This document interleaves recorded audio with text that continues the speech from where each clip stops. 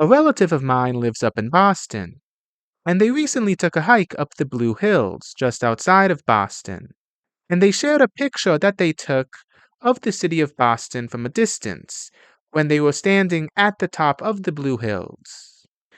For some reason, I was absolutely enthralled by the picture that they shared with us. It wasn't physically the highest quality photo. It was exactly what one would expect from a cell phone camera attempting to take a picture of something from a distance.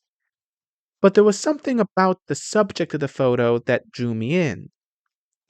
In the photo, you can see the entire city, from one end of the city limits to the opposite.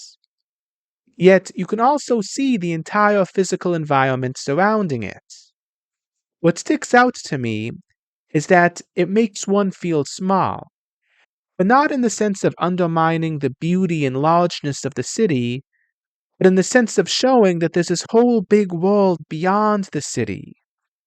Modern day technology has allowed us to create architectural and infrastructural feats so large that it's almost overwhelming when you're in the midst of it. When you're walking around a large city, it's easy for the city itself to become the entire framework, the whole horizon of your perception. When looked at from a distance, the city doesn't look any less amazing. Buildings are still large and ornate, and the city looks like a complex web of buildings, streets, pipes, wires, and automobiles taking part in the intricate meshing together of moving parts that is the marvel of modern architecture. Yet, when looking at the city from a distance, one realizes that no matter how big the city is, the rest of the world is so much bigger. This, I think, is what psychologically, morally, and spiritually is at the roots of that sense of awe that one has when they look up at the night sky or at pictures of outer space. They feel small, but not in the sense of feeling insignificant or unimportant, but in the sense of realizing that the world, that reality, is something much bigger than the self. When we live our day to day life, we get so absorbed in the here and now that we end up turning in on ourselves. And we end up thinking that something that doesn't even scratch the surface of reality is all there is.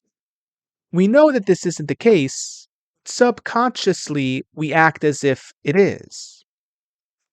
Yet, when we look at the night sky, or pictures of outer space, or pictures of a city from afar, what happens is that we are opened up to something much greater than ourselves. That's why the smallness we feel when looking at the night sky is so exhilarating. It doesn't degrade us, it doesn't put us down. It's not the same as when someone makes us feel small in the sense of embarrassing or shaming us. It is rather a sense of smallness that, paradoxically, enhances our dignity, deepens our joy, expands our hope, broadens our horizons. It is a smallness born out of the realization that we are part and parcel of something much greater than ourselves.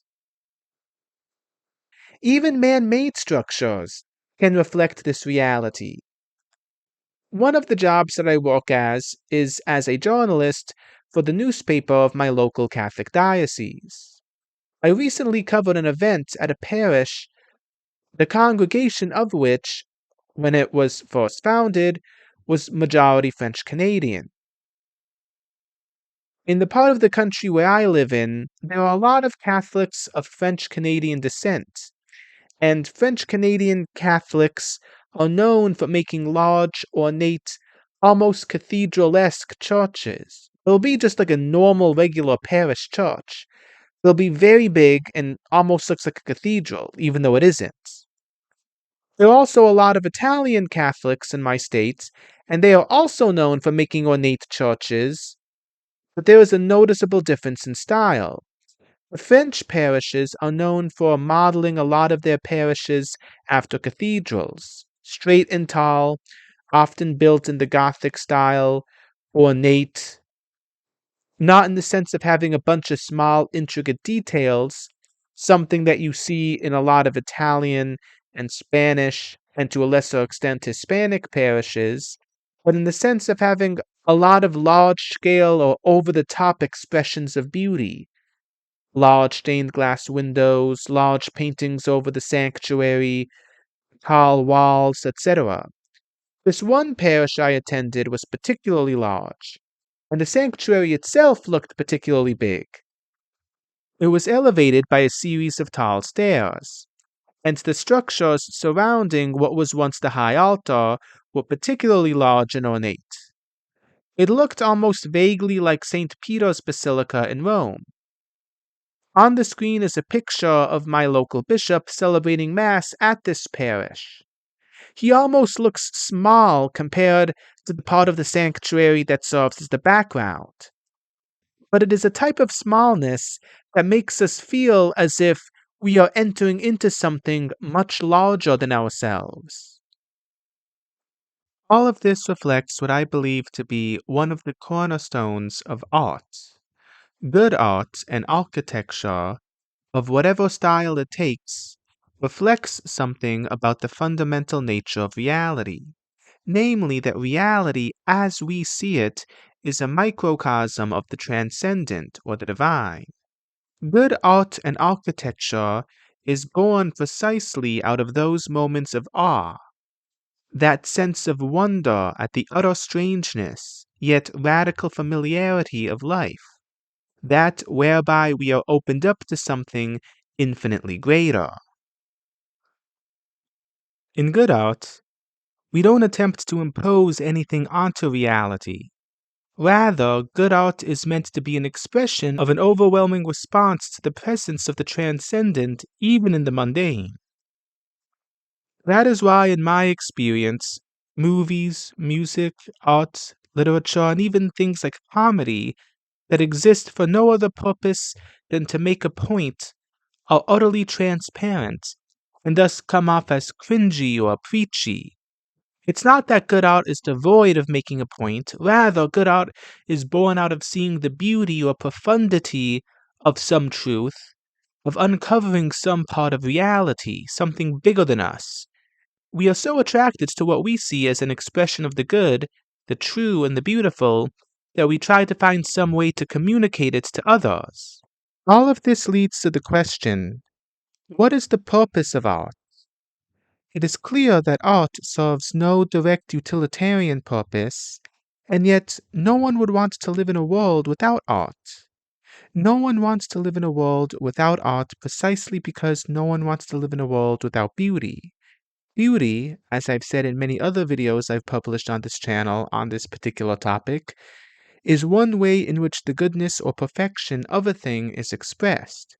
Beauty is what we are aware of when we encounter the goodness of a thing reflected in and through the fundamental metaphysical structure of a thing, and even more so, when we become aware of the divine or transcendent reflected in and through the basic metaphysical or ontological structure of a thing.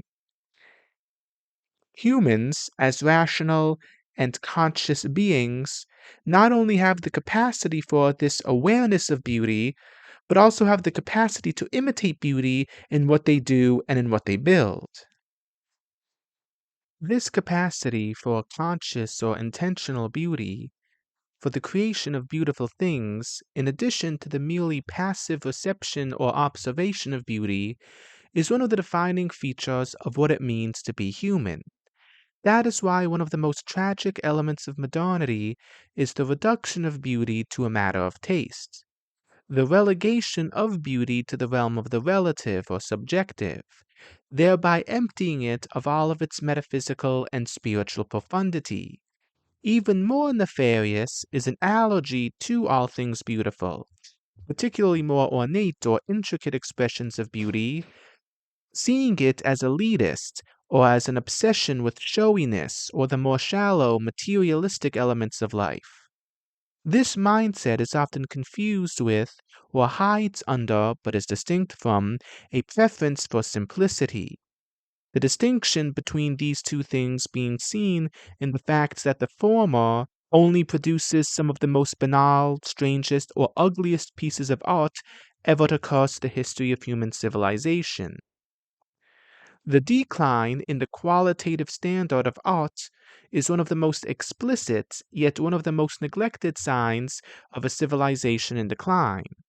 Such trends exist precisely because the horizon of humanity's spiritual vision, at least in the West, has been limited by forces such as secularism and materialism, by which I mean both the metaphysical stance and the more general preoccupation with material things, financial success, etc.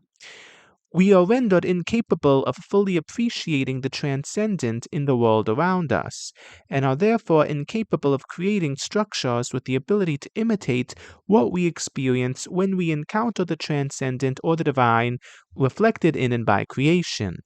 Good art thus creates within us a sense of inspiration. It lifts up our spirits. It makes us open to the immense beauty that lies beneath the surface of the mundane. But even this view presupposes a specific vision of reality and shows how our view of reality informs our view of art. Note how there's really no profound beauty produced by a lot of postmodernist art.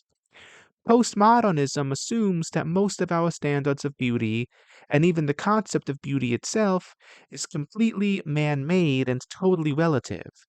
Thus, the purpose of art is to challenge the traditional norms that we hold concerning beauty. One can only produce beauty if they first believe that beauty is an objective reality, and secondly, if they have a specific view on what constitutes beauty. Art can explore dark themes like tragedy or the nature of loss or sadness. Yet truly good art does so with the intention of helping us to better understand or come to terms with it. It attempts to give meaning to our sadness, or attempts to use examples of injustice or unresolved conflict to inspire us to act, which, while different from the stereotypical happy ending formula, does still have the impact of pointing us towards the notion of the true and the good. It doesn't make us confront evil or sadness simply for the sake of confronting it, as if to say, life is meaningless, get used to it. This is because in the classical view, beauty is related to truth and goodness, which objectively exist, whereas in the postmodernist view, this is not the case. I would thus conclude by saying that, in a word, artistic expressions of beauty, art, architecture, literature, acting, are expressions of the human capacity to see beauty in non man made or non artistic settings, in nature, for example, or in spiritual experiences. Art ultimately reflects the capacity for the human spirits to be lifted, to be enlightened, to be touched on the deepest levels by the beauty in the world around us, and to communicate what we think and feel in such situations to others.